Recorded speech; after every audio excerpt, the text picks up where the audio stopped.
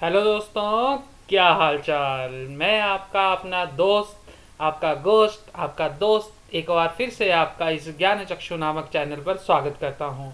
ये एक online portal है और हम यहाँ पर पढ़ रहे हैं। तो हम अभी आगे चलते हुए हमने जो शंका आई थी उसी शंका का निवारण करते हुए हमने पिछले 2 दिनों में जो पढ़ा है हम उसको एक बार फिर से देखेंगे। तो हमने 2 दिनों में क्या पढ़ा था कि सूत्रों का क्या लक्षण है अथवा वो कितने प्रकार के होते हैं। तो सूत्रों के लक्षण के बारे में हमने देखा था कि संज्ञा च परिभाषा च विधिर नियम एवं च अतिदेशो अधिकारश्च षड्विध सूत्रम उच्यते। अर्थात सूत्र जो है वो 6 प्रकार के होते हैं। संज्ञा, परिभाषा, विधि, नियम, अतिदेश और अधिकार, ये 6 प्रकार के सूत्र होते हैं। तो इनमें हमने 2 पढ़ लिए हुए थे, वो थे संज्ञा और परिभाषा। जो हमने आज पढ़ना है वो हमने पढ़ना है विधि के बारे में। तो संज्ञा से प्रारंभ करते हैं। संज्ञा के बारे में पहले क्या कहते हैं कि संज्ञाकरणम व्यवहारार्थम लोके, अर्थात लोक में जो हम व्यवहार करते हैं कि इस पदार्थ को इस नाम से देखा जाएगा, इस पदार्थ को इस नाम से कहा जाएगा, वो हमारा क्या हो जाता है, व्यवहार करना। और इसीलिए हम नाम रखते हैं। जैसे घोड़े को अश्व का नाम दिया हमने संस्कृत में, तो वो नाम किस लिए दिया है, ताकि हमें पता चल जाए कि ये घोड़ा है, ये अश्व होता है और ये दरवाजा है, ये बालक है। इस प्रकार की हमने चीजें देखी थी। अष्टाध्यायी में पाणिनि ने लगभग 280 संज्ञाओं का प्रयोग किया हुआ है। और वृद्धिरादेच जो है वो एक सूत्र है जो एक संज्ञा सूत्र है। और वृद्धिरादेच का अर्थ होता है कि आ, ए और ओ, इनका नाम क्या है, वृद्धि। ये हो गया। और हमने फिर संज्ञा के प्रकार देखे थे। तो सब जो पाणिनि ने प्रयोग किए हैं, सबसे पहला प्रकार था अनवर्थ संज्ञा, अर्थात जो अर्थ के पीछे चले, मतलब जैसा अर्थ जैसा नाम वैसा काम, ये वाली चीज जहां पर दिखाई देती है उसको कहा जाएगा अनवर्थ संज्ञा। और वो है सर्वनाम, इत, संप्रदान इत्यादि। कृत्रिम संज्ञा मतलब जो पाणिनि ने खुद बनाई हुई है, जैसे टी, घ, घू, भ इत्यादि। और परंपरागत संज्ञाएं मतलब जो पीढ़ी दर पीढ़ी पाणिनि को मिली हैं उनको कहा जाएगा परंपरागत संज्ञाएं। और वो है सर्वनाम स्थान संज्ञा, प्रातिपदिक संज्ञा और आर्ध धातुक संज्ञा इत्यादि। उसके बाद हमने देखा था परिभाषा। तो सूत्र भी यही है, पर श्लोक भी यही था। संज्ञा च परिभाषा च विधिर नियम एवं च अधिदेशो अधिकारश्च षड्विध सूत्रम उच्यते। संज्ञा च हो गया, अब परिभाषा च की बात कर रहे हैं। तो परिभाषा का लक्षण, सबसे पहला लक्षण क्या था, अनियमे नियमकारित्वम परिभाषत्वम, मतलब जहां पर भी अनियम हो रहा होगा उसको नियम करने के लिए परिभाषा सूत्रों का काम होगा। अर्थात विधि सूत्र ने कोई बात कही, वो बात विधि सूत्र ढंग से एक्सप्लेन नहीं कर पाए और उसी को ही एक वापिस नियम करने के लिए जो सूत्र लगते हैं उनको कहा जाएगा परिभाषा सूत्र। और दूसरा क्या था, परितः सर्वतो भाष्यन्ते नियमाः यया सा परिभाषा, अर्थात जिसके द्वारा नियमों में स्थिरता की जाती है उसे परिभाषा कहते हैं। और इन्हीं का दूसरा नाम क्या था, निर्णयकर्ता। और ये विधि सूत्रों के हमेशा सहायक होते हैं। अब जैसे एक विधि सूत्र है मृजेर वृद्धि, ये एक वृद्धि सूत्र है और ये क्या कहता है कि मृज धातु को वृद्धि हो, मृज धातु को वृद्धि हो। तो मृज धातु, संपूर्ण मृज धातु के स्थान पर आ, ए और ओ की प्राप्ति हो रही है, तो ये हो गया अनियम। ये क्या हो गया, अनियम, संपूर्ण मृज धातु को। तो इसको नियम करने के लिए सूत्र आया अलो अंतस्य, एक परिभाषा आई, उसने बोल दिया जो चीज षष्ठी को निर्दिष्ट करके जो भी कार्य कहा जाएगा वो संपूर्ण के स्थान पर ना होकर अंतिम वर्ण के स्थान पर होगा। तो षष्ठी है यहाँ पर मृजेह में, तो ये मृज को निर्दिष्ट करके ये वाला वृद्धि का कार्य कहा गया है। तो ये संपूर्ण मृज को ना होकर अंतिम जकार के स्थान पर यहाँ पर प्राप्ति हो रही है। परंतु जकार जो है वो हमारा हो गया अलक्ष्य। वो क्या है, अलक्ष्य। तो उसको लक्ष्य क्या है हमारा, इक। इक क्यों है, क्योंकि एक परिभाषा सूत्र है इको गुण वृद्धि। वो कहता है कि जब गुण और वृद्धि की बात की जाएगी वो हमेशा इक के स्थान पर होगी। और इक में कौन कौन से वर्ण आते हैं, इक में वर्ण आते हैं ई, उ, री और री। तो जहां पर भी गुण वृद्धि की बात होगी या तो वो ई के स्थान पर होगा, या वो उ के स्थान पर होगा, या वो री के स्थान पर, या वो री के स्थान पर। तो यहाँ पर मृज में जो मृ है वहां पर री है, री की मात्रा है, इसलिए री हमारा लक्ष्य हुआ है। तो क्या बात हुई, जो यहाँ पर अंत्यवर्ण जकार है वो अलक्ष्य है, तथा इक का जो री है, इक में जो री है वो हमारा लक्ष्य है। तो उस री के स्थान पर वृद्धि होगी, वहां पर आ, ऐ, औ इनमें से कोई एक वृद्धि वर्ण आएगा। और अष्टाध्यायी में लगभग 36 परिभाषा सूत्रों की बात की गई है। अष्टाध्यायी में टोटल परिभाषा सूत्र कितने हैं, 36। अब परिभाषा सूत्रों के वर्गों की बात करें तो परिभाषा सूत्रों में सबसे पहला वर्ग आता है वाचनीकी। वाचनीकी उसको कहा जाएगा जो पूर्व आचार्यों के वचनों के अनुसार पाणिनि ने परिभाषाएं बनाई हैं, उनको कहा जाएगा वाचनीकी। जैसे इको गुण वृद्धि। फिर आता है ज्ञापक सिद्ध। ज्ञापक सिद्ध वो होता है कि जो आचार्य की शैली अथवा उपदेश से हमें पता चलती है, मतलब आचार्य ने ये कहा नहीं है परंतु हमें खुद ज्ञापित की है हमने कि भाई पाणिनि ये कहना चाहते हैं या आचार्य ये कहना चाहते हैं, मतलब हमने नहीं, मतलब हमारे से जो प्राचीन ऋषि हुए हैं और पाणिनि के बाद में जो ऋषि हुए हैं उन्होंने इसकी खोजबीन की, आचार्य ये कहना चाहते हैं। उसके बाद अगला क्या है, लोक न्याय सिद्ध। लोक न्याय सिद्ध, लोक न्याय सिद्ध क्या हो गया, मतलब ऐसे जो लौकिक न्याय है, मतलब सूत्रों में कोई बात कही है और वो लौकिक न्याय से सिद्ध होती है, उसको कहा जाएगा लोक न्याय। जैसे ब्राह्मण आयाति वशिष्ठ अपि आयाति, मतलब ब्राह्मण आ रहे हैं और वशिष्ठ भी आ रहे हैं। अब यहाँ से हमें खुद जानना पड़ेगा भाई जो ब्राह्मण है वशिष्ठ जो है वो भी ब्राह्मण है, तो इसलिए ब्राह्मण आयाति इतनी बात बोल दो भाई, वशिष्ठ भी आयाति ये बात बोलने की क्या आवश्यकता है। तो इसका कहने का मतलब ये है कि ब्राह्मण तो आएंगे ही आएंगे परंतु वशिष्ठ जो है वो विशेष रूप से आए।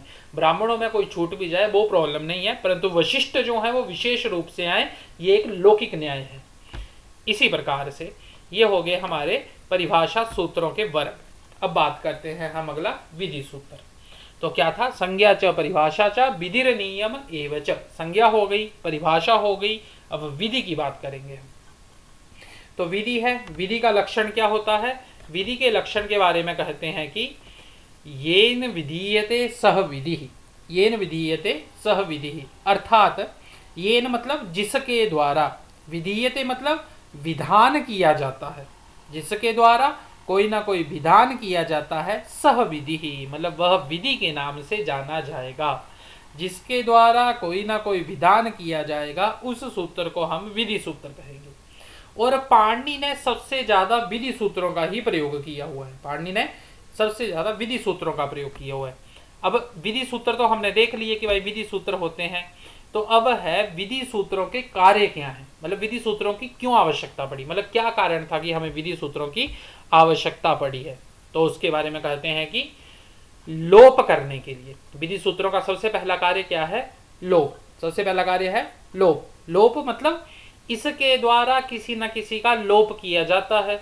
अब लोप क्या होता है भाई, तो वो संज्ञा सूत्र बताएगा। संज्ञा सूत्र कौन सा बताता है, आदर्शनम लोप। आदर्शनम लोप क्या कहता है कि विद्यमान वस्तु का न दिखाई देना लोप के नाम से जाना जाएगा। विद्यमान वस्तु का न दिखाई देना अर्थात सपोज कर लो कि हमारे हाथ में कोई पेन है, हमारे हाथ में पेन है। अब उस पेन को हम नीचे रखते हैं और उसके ऊपर कॉपी रख देते हैं, तो भाई वो पेन हमें नहीं दिखाई दे रहा है, पेन की सत्ता मौजूद है परंतु पेन हमें दिखाई नहीं दे रहा है, इसलिए उसको लोप कहा जाएगा। उदाहरण के तौर पर एक तो लौकिक उदाहरण ये हो गया। दूसरा उदाहरण लोक में हम देखते हैं, मतलब संसार में हम देखते हैं कि कोई वस्तु हम कहीं पर रख के भूल जाते हैं कि वो वस्तु हमने कहाँ पर रखी है। अब वो वस्तु जो गुम हो गई है वही लोप है, मतलब उस वस्तु की सत्ता तो है परंतु वो वस्तु हमें उस टाइम नहीं दिखाई दे रही है, इसलिए वो वस्तु क्या हो गई, लोप। और ये लोप का विधान कौन करेगा, वो करेगा तस्य लोप। वो कौन सा सूत्र करेगा, तस्य लोप। लोप का सूत्र करेगा तस्य लोप, जो एक विधि सूत्र है।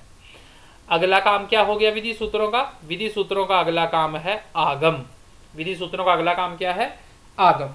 आगम क्या होता है कि किसी के द्वारा, मतलब किसी दो वर्णों के स्थान पर, मतलब हमने कोई वर्ण रखे, कोई हमने कैटेगरी रखी कि भाई इसको ये वाली चीज हो तो वो आगम हो जाएगा। आगम मतलब कि मतलब वो चीज वहां पर ही आ जाएगी। और आगम कैसा होता है, आगम हमेशा मित्रवत होता है। मित्रवत मतलब मित्र जो होता है वो अपने दोस्त को उठा के वहां पे ना उठाकर खुद बोलता है भाई थोड़ा सा एडजस्ट हो जा, मेरे को भी अपने साथ बिठा ले, ठीक है। तो वो वाला काम किसका होता है, वो काम होता है आगम का। और ये विधि सूत्र है आगम का भी, मतलब विधि सूत्रों में एक सूत्र का कार्य क्या हो गया, आगम। और वो आगम करने वाला सूत्र कौन सा है, घ सी धुट। घ सी धुट मतलब ग के परे अगर स हो तो उसको घ को धुट आगम हो जाता है। घ को क्या आगम हो जाता है, धुट आगम। ये हो गया दूसरा कार्य। तीसरा कार्य क्या है, तीसरा कार्य है वर्ण विकार। तीसरा कार्य क्या है, वर्ण विकार। अब वर्ण विकार क्या होता है, वर्ण विकार मतलब कि वर्णों में विकार आ जाए। वर्णों में विकार, अब विकार क्या होता है, पहले विकार को देखो। वर्ण तो हमें पता है, वर्ण मतलब कि मतलब कोई भी वर्ण, जैसे इक हो गया, इक में ई वर्ण है, ऊ वर्ण है, री वर्ण है, री वर्ण है, कोई भी वर्ण हो गया, मतलब उसमें स्वर भी हो सकते हैं, उसमें व्यंजन भी हो सकते हैं, उसमें सब चलेगा, वो वर्ण एक सिंगल वर्ण। ठीक है। अब विकार क्या होता है? विकार होता है जैसे हम रात को दूध उबाल कर उसमें हम दही का 1 चम्मच डालते हैं और सवेरे उठ के क्या देखते हैं कि दूध से दही रूपी विकार बन गया हुआ है। मतलब दूध का दही बनना, मतलब दूध का विकार दही हो गया। दूध फटा, दूध से पनीर बना दिया हमने, तो वो भी क्या हो गया? वो भी एक विकार हो गया। दूध से हमने लस्सी बना ली, वो भी एक विकार हो गया। ठीक है। इस प्रकार से वो सारे विकार होते हैं। मतलब एक पदार्थ से सेम वैसा ही दूसरा पदार्थ बन जाना या उससे रिलेटेड कोई दूसरा पदार्थ हो जाना, वो विकार के नाम से जाना जाएगा। वैसे ही जैसे इक है, इक जो है, इक वर्ण के स्थान पर यण वर्ण का विकार रूप में आ जाना, वो हो गया वर्ण विकार। मतलब इक के स्थान पर यण होना, ई के स्थान पर य होना, प्रति प्लस एकम, यहाँ पर प्रत्येकम, ये भी वर्ण विकार का ही एग्जाम्पल है। अब विधि सूत्रों के प्रकार की बात करें तो सबसे पहला विधि सूत्र का प्रकार था, अब एक बार पहले पीछे देखते हैं। हमने सबसे पहले क्या देखा? विधि सूत्रों का लक्षण, फिर विधि सूत्र के 3 कार्य होते हैं, लोप, आगम और वर्ण विकार। ठीक है। अब हम विधि सूत्रों के प्रकार देखेंगे। विधि सूत्रों के प्रकार, सबसे पहले विधि सूत्रों का प्रकार क्या है? उत्सर्ग। उत्सर्ग अर्थात उत्सर्ग क्या होता है? यहां पर है कि मतलब अब आचार्य पाणिनि ने क्या किया कि सबसे पहले सामान्य सामान्य से कोई विधियां बनाई, सामान्य सामान्य से विधि बनाए, मतलब विधि मतलब सामान्य सामान्य से उन्होंने कोई ना कोई हमें निर्देश दे दिया। अब जो सामान्य विधि बनाई, मतलब सामान्य रूप से जो उन्होंने आज्ञा दी, सामान्य रूप से जो उन्होंने हमें नियम बता दिए, वो सारे किस नाम से जानेंगे? उत्सर्ग शास्त्र से। किस नाम से जानेंगे? उत्सर्ग, मतलब सामान्य शास्त्र अर्थात उत्सर्ग शास्त्र। जैसे आदगुण, जैसे क्या है? आदगुण। आदगुण क्या कहता है? वो कहता है अवर्णात अचि परे पूर्व परयोः गुण एकादेश स्यात्। अर्थात अ के बाद जब अच हो, अ के बाद जब अच हो, अर्थात हमें कंडीशन मिलनी चाहिए अ प्लस अच। ऐसी कंडीशन हो तो वहां पर गुण आदेश हो जाता है, वहां पर गुण हो जाता है। गुण भी 3 वर्ण ही है, अ, ए, ओ। ठीक है। और वृद्धि भी 3 ही है, आ, ऐ, औ। ये हो गए वृद्धि वर्ण। तो अब अच क्या है? अच है अ, ई, उ, री, ए, ओ, ऐ, औ। ये हो गए हमारे अच वर्ण। मतलब अगर हम अ प्लस अ देखें तो इस सूत्र के मुताबिक वहां पर गुण होना चाहिए। अ प्लस ई देखें, वहां पर भी गुण होना चाहिए। अ प्लस उ देखें, वहां पर भी गुण होना चाहिए। अ प्लस री देखें, वहां पर भी गुण होना चाहिए। अ प्लस री देखें, वहां पर भी गुण होना चाहिए। अ प्लस ए देखें, वहां पर भी गुण। अ प्लस ओ, वहां पर भी गुण। और अ प्लस ऐ, वहां पर भी गुण होना चाहिए। और अ प्लस औ, वहां पर भी गुण होना चाहिए इस सूत्र के अनुसार, इस सूत्र के अनुसार। पर ऐसा है नहीं। अब क्यों नहीं है? वो विधि सूत्र का दूसरा प्रकार बताएगा। दूसरा प्रकार कौन सा है? दूसरा प्रकार है अपवाद। दूसरा प्रकार क्या है? अपवाद। अब अपवाद क्या होता है? निरअवकाशो विधिर अपवाद। अर्थात जिस विधि को अन्यत्र अवकाश प्राप्त ना हो, जिस विधि को अन्यत्र अवकाश, मतलब जिस विधि को अन्यत्र जगह ना मिले, मतलब कहीं दूसरे पे जगह ना मिले, उसको हम अपवाद कहते हैं। जैसे आदगुणा हमारा क्या हो गया? उत्सर्ग शास्त्र, सामान्य शास्त्र। और अपवाद शास्त्र क्या देखा इन्होंने? वृद्धि रेचि। वृद्धि रेचि क्या कहती है कि अवर्ण के बाद में, अवर्ण के बाद में यदि एच हो, अवर्ण के बाद में यदि एच हो तो वहां पर वृद्धि हो जाती है, वहां पर वृद्धि रेखादेश हो जाता है। तो एच क्या है? एच है ए, ओ, ऐ, औ। मतलब अ प्लस ए, अ प्लस ओ, अ प्लस ऐ, अ प्लस औ, ये सारे वृद्धि करते हैं। परंतु जब हम गुण को पढ़ रहे थे तो उसमें क्या था? अ प्लस ए में गुण हो, तो यहाँ पर अ प्लस ए में वृद्धि कह रहा है, वहां पर अ प्लस ओ में गुण कह रहा है, और यहाँ पर अ प्लस ओ में भाई वृद्धि कह रहा है। तो अब यहाँ पर कंफ्यूजन ये आ गई कि यहाँ पर हमने गुण करना है या वृद्धि करनी है। यही चीज की हमें शंका उत्पन्न हुई। तो यहाँ पर क्या हुआ? उत्सर्ग शास्त्र का अपवाद हो गया। अपवाद मतलब उत्सर्ग शास्त्र को इन्होंने रोक दिया, क्योंकि उत्सर्ग शास्त्र के सामने भाई अ प्लस ई भी है, अ प्लस ओ भी है, अ प्लस री भी है और अ प्लस री भी है, ये 4 भी हैं भाई। और परंतु वृद्धि के पास तो सिर्फ अ प्लस ए, अ प्लस ओ, अ प्लस ऐ, अ प्लस औ, ये चार ही हैं। इसलिए इन चारों के स्थान पर वृद्धि ही होगी, गुण नहीं। गुण का यहाँ पर निषेध हो जाएगा, गुण का यहाँ पर अपवाद हो जाएगा। इसलिए इस शास्त्र को अपवाद शास्त्र कहते हैं। विधि सूत्रों में एक हो गया उत्सर्ग, दूसरा हो गया अपवाद। अब बात करते हैं हम तीसरे की। तीसरा जो है वो है नित्य। और नित्य का लक्षण क्या दिया? नित्य का लक्षण कहता है कृताकृत प्रसंगी यो विधि सह नित्य। कृताकृत प्रसंगी यो विधि सह नित्य, मतलब जो विधि दूसरे में प्रवृत्त होने या न होने दोनों अवस्थाओं में समान रूप से दिखाई दे। मतलब वो प्रवृत्त हो भी सकती है और नहीं भी हो सकती है। अगर प्रवृत्त नहीं होगी तब भी वही कार्य होगा, और प्रवृत्त होगी तब भी वही कार्य होगा। मतलब दोनों कंडीशनों में कार्य समान ही होगा। उसको कहा जाएगा नित्य शास्त्र। ठीक है, उसको क्या कहा जाएगा? नित्य। जैसे दिव प्लस सु, ये चीज है। क्या चीज है? दिव प्लस सु। अब इस दशा में, अब इस स्थिति में दिव प्लस सु, इस स्थिति में दिव औत, एक सूत्र है दिवौत। इस सूत्र के द्वारा अगर सु परे रहते दिव को ओत आदेश होता है। अगर सु परे हो तो दिव को ओत आदेश होता है, ये वाली बात कही है। अब औत आदेश से पूर्व दिव का जो सु है, औत आदेश से पहले, मतलब औत आदेश ऐसे ही नहीं होगा भाई, पहले कोई और भी विधि होगी। तो उसमें क्या कहता है कि एक सूत्र है हल ज्ञाप्यादि लोप, एक सूत्र है, तो उससे हमने लोप कर दिया पहले भाई। तो लोप होने से स्थानिवत भाव से सु वहां पर हमें दिखाई दे रहा है, हमें सु वहां पर दिखाई दे रहा है, तो वहां पर ओत हो जाता है। ठीक है, तो कहने का मतलब है भाई चाहे लोप करो या ना करो, सु के स्थान पर ओत होना ही है। सु के स्थान पर ओत आएगा ही आएगा। अगर हमने लोप कर दिया, सु हट गया, तो भी हमें ओत लेके आना है। और अगर हम सु का लोप नहीं कर रहे हैं फिर भी हम सु के स्थान पर ओत ला रहे हैं, तो बात तो भाई एक ही है। तो सु का लोप करो ना करो, परंतु नित्य विधि से वहां पर ओत आना ही आना है। इस प्रकार से ये होगी हमारी नित्य। अब अगला जो आएगा, अगला क्या है? अंतरंग शास्त्र। अंतरंग शास्त्र और बहिरंग शास्त्र, ये दो शास्त्र होते हैं। ठीक है, अंतरंग विधि ही बहिरंग से बलवान होती है। अंतरंग शास्त्र बहिरंग शास्त्र से बलवान होता है। अब अंतरंग क्या होता है? अंतरंग होता है जिसमें वो जगह जगह मिले, और बहिरंग क्या होता है? जिसमें कम जगह मिले। ठीक है, तो इसलिए कम जगह वाला जो होगा भाई वो बलवान होगा। ये बात तो नॉर्मली, ये तो सारे समझते ही हैं, इसलिए यहाँ पर इसको समझाने की कोई आवश्यकता नहीं है, ज्यादा आवश्यकता नहीं है, परंतु फिलहाल इतना समझो।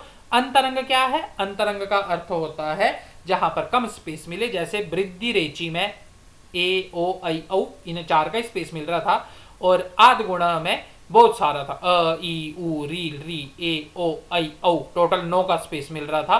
परंतु हमने यहाँ पर वृद्धि रेची से अ प्लस ए में हमने वृद्धि रेची से वृद्धि कर दी, क्योंकि ये जो शास्त्र है ये अंतरंग शास्त्र है, और अ प्लस अच जो है वो हो गया बहिरंग शास्त्र। इसलिए अंतरंग शास्त्र को हमने ज्यादा बलवत्ता दे दी। ये बात यहाँ पर हमें क्लियर होनी चाहिए। ठीक है, तो आज के लिए इतना ही बहुत है। सभी का पढ़ने के लिए धन्यवाद। अगर वीडियो अच्छी लग रही हो तो please like share and subscribe जरूर करें, और अगर अच्छी नहीं लग रही है तो प्लीज़ कमेंट करके हमें बताएं कि कहाँ पर क्या कमी रह रही है, ताकि हम उस कमी को सुधारने की कोशिश कर सकें। तो आप सभी का बहुत बहुत धन्यवाद।